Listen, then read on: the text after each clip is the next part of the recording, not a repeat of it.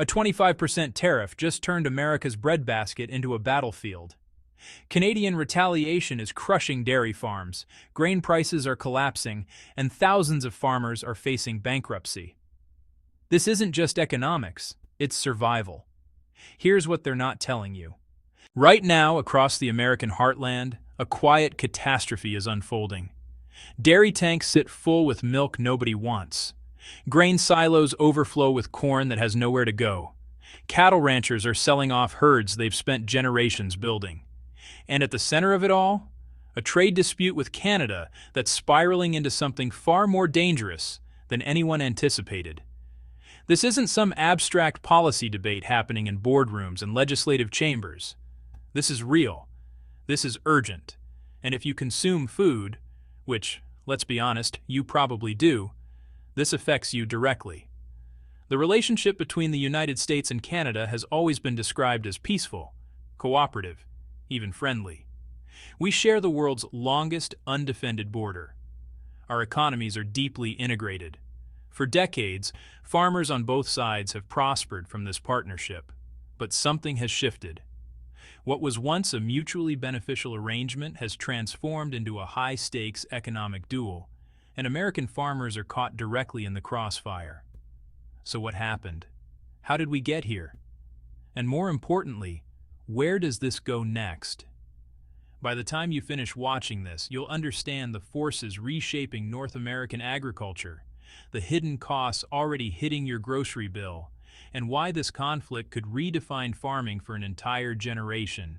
To grasp the magnitude of what's happening now, we need to rewind and understand what existed before. For those unfamiliar with the intricate web of North American trade, the agricultural relationship between Canada and the United States has been one of the continent's greatest success stories. Think about it. Canada and the United States aren't just neighbors, they're each other's largest trading partners. Year after year, billions of dollars in agricultural products flow across that border. American wheat feeds Canadian mills, Canadian beef stocks, American supermarkets. Dairy, livestock, grains, produce. The exchange has been constant, reliable, and enormously profitable for both sides. This wasn't an accident. It was carefully constructed through decades of negotiation and policy making. The North American Free Trade Agreement, commonly known as NAFTA, established the framework in 1994. It eliminated most tariffs, reduced trade barriers, and created what many considered a model for international cooperation. When NAFTA was replaced by the United States-Mexico-Canada Agreement, the USMCA, in 2020, the hope was that this modernized version would strengthen those ties even further. For American farmers, Canada represented something incredibly valuable: market access. When domestic demand wasn't enough, Canadian buyers provided an essential outlet. Surplus production found eager customers just across the border. Price stability depended on this relationship. Financial planning assumed it would continue. Canadian farmers benefited equally. The massive American market offered scale and opportunity that Canada's smaller population simply couldn't match. Trade flowed both ways, creating jobs, supporting rural communities, and generating wealth on both sides of the border. But here's what most people don't realize. Trade relationships, no matter how stable they appear, rest on delicate foundations. They require trust, predictability, and shared interests. When any of those elements fracture, even partnerships that seemed unshakable can crumble with shocking speed. That's exactly what we're witnessing now. The catalyst arrived without much warning. The United States government announced a sweeping 25% tariff on Canadian goods. Not just manufactured products or industrial materials. Agricultural goods were explicitly targeted. Dairy products, grains, livestock. Sectors that had thrived under decades of open trade were suddenly facing massive new barriers. The stated justification? Protecting American industries, addressing trade imbalances, and reasserting control over trade policy. The actual impact? Immediate chaos. Let's be clear about what a 25% tariff actually means. If you're an American farmer selling wheat to Canada, your product just became 25% more expensive overnight. You didn't change anything about your wheat. You didn't lower its quality or reduce its quantity. But suddenly, Canadian buyers are looking at a price increase they didn't ask for and can't easily absorb. Now, basic economics kicks in. When prices rise dramatically, demand falls. Canadian buyers started looking elsewhere. Some switched to domestic suppliers. Others found new partners in Europe, South America, or Australia. American farmers watched helplessly as markets they'd relied on for years simply evaporated. But the story doesn't end there. Canada didn't just absorb these tariffs quietly. The response came swiftly and strategically. Canadian officials announced retaliatory tariffs on American agricultural products. Corn, soybeans, beef, products that millions of American acres are dedicated to growing, were now facing the same barriers entering Canada. This is where the situation transformed from a policy disagreement into something resembling economic warfare. Each side imposed tariffs. The other side retaliated. Tensions escalated. And caught in the middle were the farmers whose livelihoods depend on cross-border trade continuing smoothly. What's particularly striking is how targeted these measures were. Both governments knew exactly which sectors would hurt most.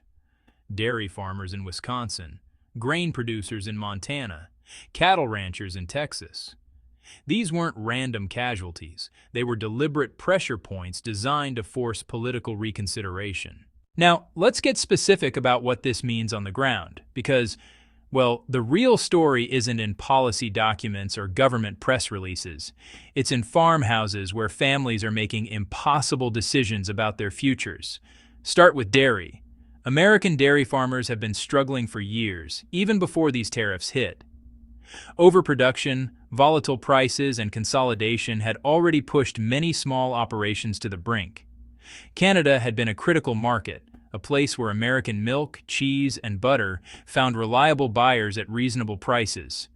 With the new tariffs, that market effectively closed. Canadian importers just can't justify paying 25% more for American dairy when domestic alternatives exist. The result? American dairy farmers are producing milk with nowhere to sell it. Prices have plummeted. Some farmers are literally dumping milk because storing it costs more than it's worth. The financial strain is absolutely crushing. Dairy farming requires constant investment, equipment, feed, veterinary care, facility maintenance. Those costs don't disappear just because revenue does. Farmers who've operated for generations are now facing foreclosure. Family operations that survived the Great Depression are closing their doors. The grain sector tells a similar story. American farmers produce some of the world's most abundant corn and soybean crops. Canada has traditionally imported massive quantities of both. But with retaliatory tariffs in place, that trade has effectively stopped. Here's the problem with grain farming. You plant months before you harvest, and you harvest before you know the price you'll receive. Farmers made planting decisions last spring based on historical trade patterns. They invested in seed, fertilizer, equipment, and labor. Now they're harvesting crops they can't sell at profitable prices. The surplus is staggering. Grain elevators are at capacity, storage facilities are full, and prices keep falling because supply far exceeds demand. Some farmers are considering leaving grain unharvested because the cost of harvesting and storing exceeds its market value. That's not just an economic loss, it's a psychological blow to people whose identity revolves around growing food. Livestock farmers face unique challenges. Unlike grain, which can be stored, animals require continuous care, feeding, and management. Beef and pork producers who relied on Canadian buyers are now stuck with animals they can't sell at reasonable prices. The math is brutal. Feed costs remain high. Veterinary expenses continue, but revenue has collapsed. Some ranchers are reducing herd sizes, selling breeding stock they spent years developing. Others are looking for alternative markets, but building new buyer relationships takes time. time that farmers watching their savings disappear simply don't have. There's also an emotional component that statistics can't capture. Many of these farms represent multi-generational legacies. Grandparents started them, parents expanded them, children expected to inherit them. Now those futures are uncertain, and the psychological toll is immense. While American farmers struggle, Canada is making calculated moves to protect its own agricultural sector and reduce dependency on an increasingly unpredictable American market. Canada's primary strategy involves diversification. If the American market can't be trusted, the solution is to develop robust alternatives. Canadian officials have been aggressively pursuing new trade agreements and strengthening existing relationships with countries across Europe, Asia, and South America. The European Union represents a particularly attractive market. The Comprehensive Economic and Trade Agreement between Canada and the EU has opened doors for Canadian agricultural products. Similarly, Canada is exploring expanded trade with China, despite geopolitical complexities. The message is clear. Canada won't remain dependent on a single trading partner, no matter how geographically convenient. This strategy makes long-term strategic sense for Canada, but it also represents a fundamental shift in North American trade dynamics. For decades, the U.S.-Canada agricultural relationship operated on the assumption of mutual dependence. Canada is now actively working to break that dependence, which could have lasting consequences even if current tariffs are eventually lifted. Simultaneously, the Canadian government is investing heavily in domestic agriculture. Financial support programs, subsidies, and grants are helping Canadian farmers weather current uncertainties while building capacity for future growth. The goal isn't just survival, it's transformation. Canada is positioning its agricultural sector to be more self-sufficient, more internationally connected, and less reliant on American markets. In doing so, they're reducing their vulnerability to future trade disputes while potentially creating permanent competitive advantages. The political dimension of this crisis reveals, starkly different philosophies about trade, agriculture, and national interest. The United States government has defended these tariffs as necessary protections for American industry. Officials argue that previous trade agreements disadvantaged American producers and that aggressive tariff policies level the playing field. However, this position faces significant domestic criticism. Agricultural associations have been vocal in their opposition. Farm state lawmakers from both political parties have raised concerns. Even some administration allies question whether the strategy is working as intended. The fundamental tension is this: tariffs might protect some industries, but they're devastating others. And those others include many of the farmers who form the political base supposedly being protected. Canada's government has taken a more diplomatically aggressive approach.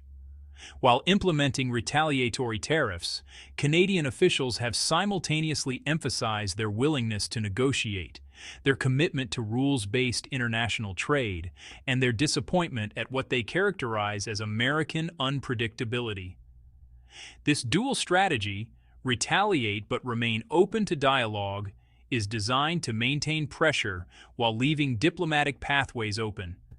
Canada is also working to strengthen international perception that it's the reasonable party in this dispute, potentially building support from other countries frustrated with American trade policies. Here's something crucial that often gets overlooked in discussions of trade policy.